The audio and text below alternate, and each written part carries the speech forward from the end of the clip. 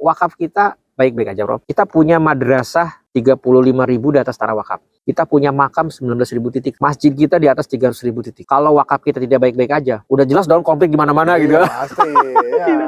Kita ke depan ini akan menghadapi konflik-konflik bisnis yang mungkin kita juga harus sikapi. Makanya kita sekarang sedang menyasar nih tanah-tanah wakaf yang kerjasamakan dengan pihak ketiga yang belum terdokumentasikan.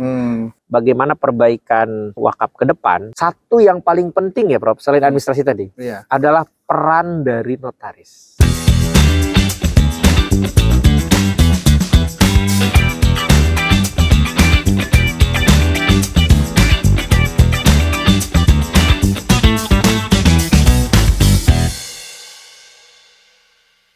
Koreksi kalau saya salah ya. Kalau saya mengedukasi orang yang mau berwakaf, itu arahkan langsung pada institusi, jangan ke perorangan. Nanti orang ada yang meninggal, nanti ngurus lagi. Betul nggak? Oke, betul. Jadi kita mitigasinya, Prof, ketika datang ke KUA, kita tanya, najirnya siapa, Pak? Kalau perorangan, dikasih dong hak-haknya apa, tanggung jawabnya apa. Artinya 1 tahun dia tidak bisa bekerja, itu boleh hak kepala KUA boleh mengganti. Oh, itu harus ditulis dalam harus ditulis. Itu ya, itu untuk internal. Ini yang kita mitigasi, Prof. Oh, itu berarti dari KUA ada? Ada. Dari KUA harus ada form itu yang harus tanda tangan nih? Tidak ada, tapi diedukasi.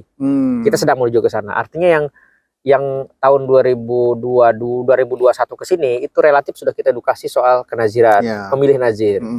Gitu. Kita kasih tahu nazir juga bahwa ada konsekuensi hukum ketika Anda tidak menjalankan ini.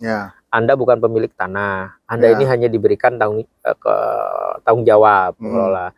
Tanggung jawab ini amanah, bisa diambil kapan saja.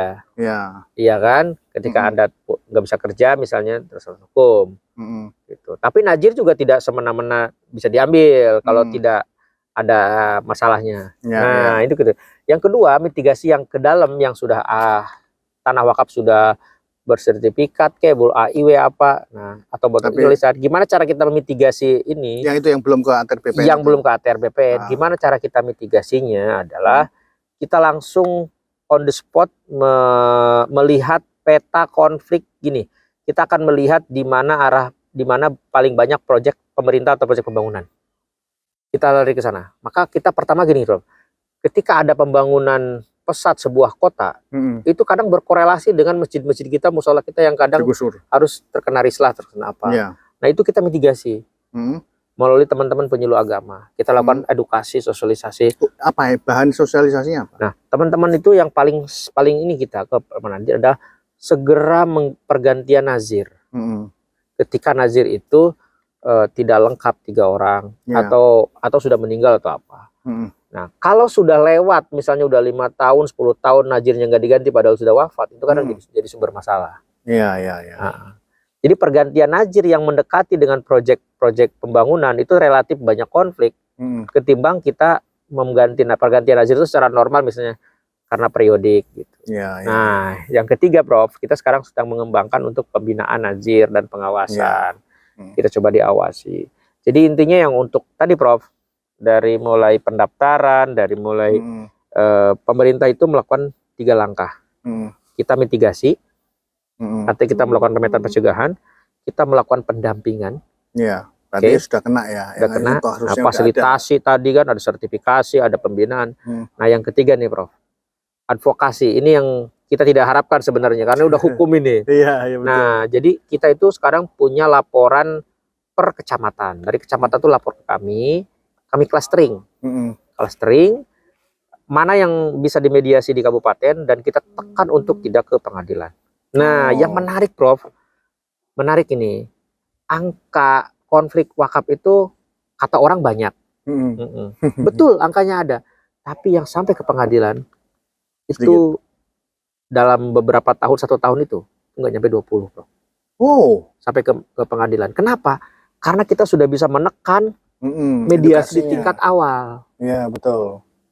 Kita melibatkan MUI, melibatkan penyuluh agama, melibatkan BWI, melibatkan tokoh agama. Jadi data di kami itu yang misalnya ada di kami, Pak, ada laporan nih di kecamatan Anu gitu. Itu langsung teman-teman kita sudah kasih edukasi, langsung mitigasi dengan apa? Kita ngobrol gitu. Itu banyak, Prof, yang selesai. Karena sejatinya sebenarnya orang kita ini hanya butuh diajak ngobrol gitu. Betul. Jadi jangan langsung iya. Jadi kalau kami bilang ada kasus langsung kita ajak ngobrol berdua. Apa sih Pak maunya apa gitu. Gitu. Terus walaupun ada yang sampai ke pengadilan tapi kalau sampai ke pengadilan tahu sendirilah ada resiko anggaran atau apa. Jadi kita edukasi. Ada satu gini Prof, pelajaran berharga ya. Bahwa sebenarnya kan karakter budaya ketimuran itu kan saat ini paling mudah kita sentuh ketika kita ada masalah wakaf. Contohnya adalah ngobrol bareng. Wah, kita itu kadang untuk sampai ke titik masalah itu kadang ngopi dulu, bro. Ngobrol dulu, yang lainnya dulu ya, masih diskusi yang lainnya dulu nah, ya. Kita memberdayakan tokoh-tokoh di tingkat lokal, Prof. Ada kepala KUA, ada MUI, ada BWI. Jadi kami ini benar-benar tidak masuk ke dalam kecuali terpaksa. Kenapa? Karena kami paham kalau teman Pak Kiai, tokoh-tokoh agama itu punya kapasitas yang lebih.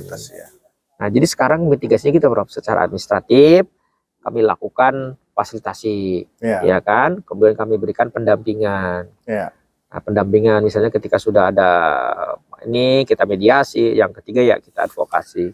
Tapi kalau kita lihat angka ya, memang angka laporan kasus di tahap awal itu banyak, banyak. Nah, tapi kalau kita lihat ditotalkan sampai berapa persen yang masuk ke pengadilan, itu cukup sedikit. Tapi yang sedikit ini mengganggu juga. Bisa bolak-balik kami ke pengadilan gitu. Nah sekarang gini Pak, tadi misalnya ada pergantian nazir dan segala sesuatu, itu kan mitigasinya sebetulnya kan malah konflik itu kan terjadi karena mungkin masing-masing tidak tahu info yang lengkap. Ya itu aja. Nah padahal yang paling dasar itu tanah misalnya, maka yang perlu ditemui adalah KUA-nya. Ya, betul. Nah, supaya konflik itu tidak kemudian banyak dan kemudian harus diselesaikan dan kita menghindari supaya tidak naik ke atas, berarti kunci pentingnya itu di KUA sebetulnya. Sebagai pemberi informasi awal yang cukup lengkap. Nah, kuncinya adalah begini, Pak. Pengawasan. Jadi kalau ada pergantian nazir perorangan ya, kan kalau apa namanya nazir yang lain nggak tahu dia membiarkan terus. Nah itu kan yang jadi timbul sumber masalah kan. Nah pertanyaannya di KUA itu kalau misalnya ada nggak mekanisme rutin atau dia sifatnya pasif menunggu mereka laporan baru kemudian mereka datang? Itu yang saya bilang Prof tadi Prof. Kita punya teman-teman penyuluh agama yang memang sering turun ke masjid-masjid, musola-musola. Itu kita mitigasi awal dari mereka. Jadi kita memanfaatkan untuk pemetaan dari kita dulu. Nah, laporan-laporan itu bagi kami itu tidak terlalu kami berharap lah, karena ketika orang udah melapor berarti sudah ada konflik. Tapi kalau kami yang ini, konflik kan harusnya direda dengan informasi yang lengkap. Gitu. Betul. Jadi kalau administratif itu relatif mungkin bisa kami. Udah oke lah ya. Bukan kami handle, tapi setidaknya sudah bisa kami tekan. Ada satu Prof, konflik wakaf yang agak mungkin butuh effort lebih ya. Itu ketika ada kegiatan bisnis di atas tanah wakaf yang tidak dinotarilkan. Notarial itu ini untuk teman-teman yang hukum. Itu gini, maksudnya gini. Saya punya kasus Prof. Saya nazir nih Prof. Prof ini investor. Udahlah, garap aja. Sama Prof, tidak ada hitam putihnya, tidak. Saya keluar uang. Prof keluar uang. Ya tapi nggak ditulis gitu ya. Nggak ditulis. Ya namanya percaya. 5 tahun pertama ya jalan. Gitu. Iya kan, ada keuntungan mau alihnya ke masjid. Iya kan. Kok tiba-tiba maju usahanya Prof. Iya kan. Gimana mengakhirinya? Prof udah investasi, udah ada bangunan di situ misalnya. Nah niatnya baik, kerjasama. Itu terjadi kami ada satu nazir yang secara lisan bekerja sama untuk membangun fasilitas publik lah, fasilitas pendidikan. Nah setelah 10 tahun ternyata muridnya berkembang. Banyak. Iya. Nazir ini pengen ngambil alih. Nah, itu yang mendanai siapa? Prop itu. Prof itu. Oh, Prop. Misalnya Tapi dia orang, ya, bukan nazir, bukan. Bukan nazir, tapi dia Prof ini dia apa? Akadnya apa? Hibah kah? Nah, itu jadi memanfaatkan tanah wakaf. Tapi berarti Prof nggak minta untuk ngambil lagi. Enggak. Berarti hibah dong ya? Enggak hibah. Jadi dia tanah wakaf itu diberdayakan sama Prop.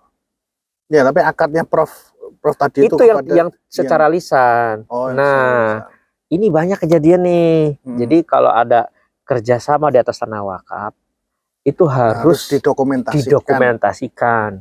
Misalnya tanah ini disewakan dalam rangka 10 tahun. Setelah 10 tahun bangunan menjadi milik nazir. Harus jelas. Misalnya keuntungan 10% untuk ini. Hak pengguna apa, hak nazir apa gitu. Itu yang harus kita mulai, Bro. Hitam putihnya harus jelas. Jadi niat baiknya itu harus dijaga. Karena kan kita nggak tahu. Misalnya tiba-tiba kena jalan tol nih, Bro, bangunannya. Gimana cara ngitung kerugiannya? Ayo. Kalau ada hitam putih, oh jelas loh, ini aset bisnis, ya tinggal disepakati di situ. Itu yang pentingnya. Jadi ini kita ke depan ini akan menghadapi, ini bacaan kami ya, Prof. Akan menghadapi konflik-konflik bisnis yang mungkin kita juga harus sikapi. Makanya kita sekarang sedang menyasar nih tanah-tanah wakaf yang dikerjasamakan dengan pihak ketiga yang belum terdokumentasikan. Itu kita mitigasi kedua. Jadi intinya gini, Prof, tanah wakaf di Indonesia itu yang konflik, yang bermasalah itu sedikit di bawah di bawah 2%. Oke. Jadi kelihatan besar itu karena masalah ini banyak terulang. Padahal tanah wakaf yang lebih nazir-nazir yang bagus, yang kerjasama, yang saling ngobrol, yang kolaborasi itu lebih banyak. Tapi speak up-nya kurang. Apanya? Speak up-nya kurang. Speak up. Iya. Jadi kemana-mana saya ngajak. Ayo dong, nazir-nazir yang baik-baik ini, yang ternyata mampu kolaborasi. Jadi kayak konflik wakaf itu, satu konflik wakaf, Prof, bisa menutup 1000 nazir yang baik. Iya, betul. Betul itu. Iya. Jadi saya kalau makanya kalau ketika ada laporan-laporan langsung kita clustering dulu. Oke. Oh, ini cukup selesaikan di kabupaten. Klasifikasi ya, mappingkan dulu ya. Kecuali misalnya yang sudah masuk ke hukum. Terlambat lah. Udah masuk ke pengadilan, udah pengadilan tingkat tinggi, baru kita dilibatkan. Nah, itu baru. Tapi dalam kurun 3 tahun ini, Prof, kalau kita dari awal sudah dikasih tahu, sudah dilaporkan oleh KUA, itu mitigasinya lebih ringan. Iya. Meskipun tetap ada yang bobol ke pengadilan, tapi lebih ringan. Cuma kalau yang sudah dilaporkan kita udah babak belur, itu ngurainya susah, udah konflik, udah ini. Kami pernah menangani konflik rebutan aset wakaf seharga di atas 20 miliar. Tapi masuk ke kami ini sudah di pengadilan. Sudah terluka kanan kiri. Gimana kita cara melerainya? Nah, tapi kalau kita kasih edukasi, yuk wakaf ini bukan punya kita. Negara ini hanya mengadministrasi. Bapak juga nazir sebagai, yuk kita tanggung jawab.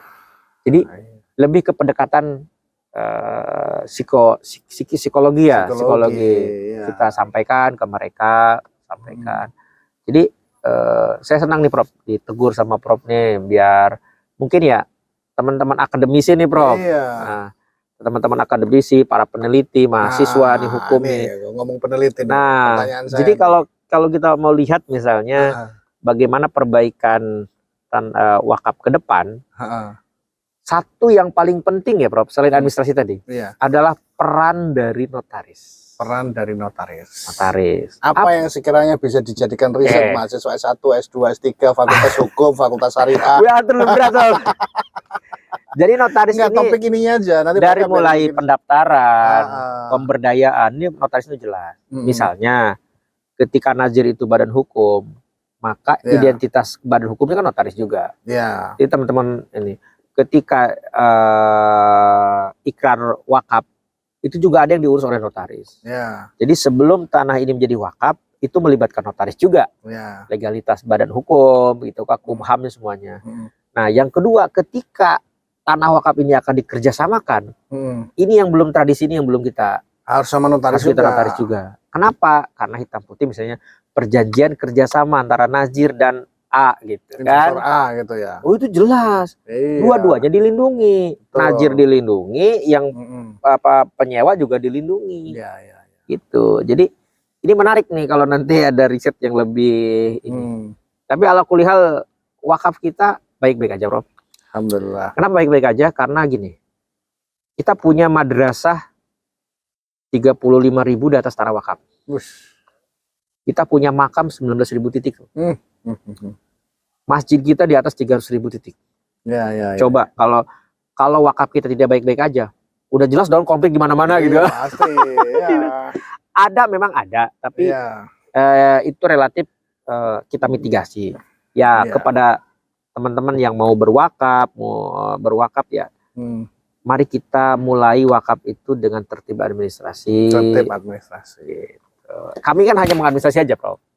Iya, tertib administrasi. Kalau saya yang selalu saya katakan itu pada mahasiswa ya, mahasiswa ekonomi ya, bukan mahasiswa hukum ya, bahwa awal ketika wakif atau bapak yang mau mewakafkan tanahnya ya, itu mau mewakafkan itu harus ketemuan sama ahli warisnya dulu, istri, anaknya dan semuanya, ada notaris, ada saksi, notarilnya itu harus dicatat bahwa bapaknya akan berwakaf, bapaknya akan ini dan sebagainya. Setelah itu kemudian bentar lagi kita selesai. Habis itu kemudian peruntukannya juga. Ya. Oke, kesimpulan apa nih saran-saran untuk mahasiswa, motivasi mereka? Tetap belajar. Teman-teman harus belajar wakaf itu dari multidisiplin ya. Jangan hanya dari fikihnya. Yang dari ekonomi juga. Bagaimana misalnya wakaf bukan hanya pemanfaatan ya. Bagaimana wakaf itu dimanfaatkan untuk lingkungan, isu lingkungan, ya kan? Wakaf itu kuncinya ada kemaslahatan al-masalah al-amah, kemaslahatan umum publik. Betul. Nah, ini harus kita jadi kunci. Mudah-mudahan kami ini yang di pemerintahan, di birokrasi harusnya dikasih input terus. Oh, siap. Dengan riset. Siap. Makasih waktunya, Prof. Baik, terima kasih. Kalau ada yang kurang pas, disclaimer, Prof ya. Saya masih belajar. Mungkin ada yang salah-salah. Masih belajar loh, kualitasnya seperti ini. Gimana kalau belajar nanti? Baik, mudah-mudahan bermanfaat. Amin, Prof. Terima kasih pada Pak DJ. Saya Hri. Assalamualaikum warahmatullahi wabarakatuh. Waalaikumsalam warahmatullahi wabarakatuh. Terima kasih, Prof.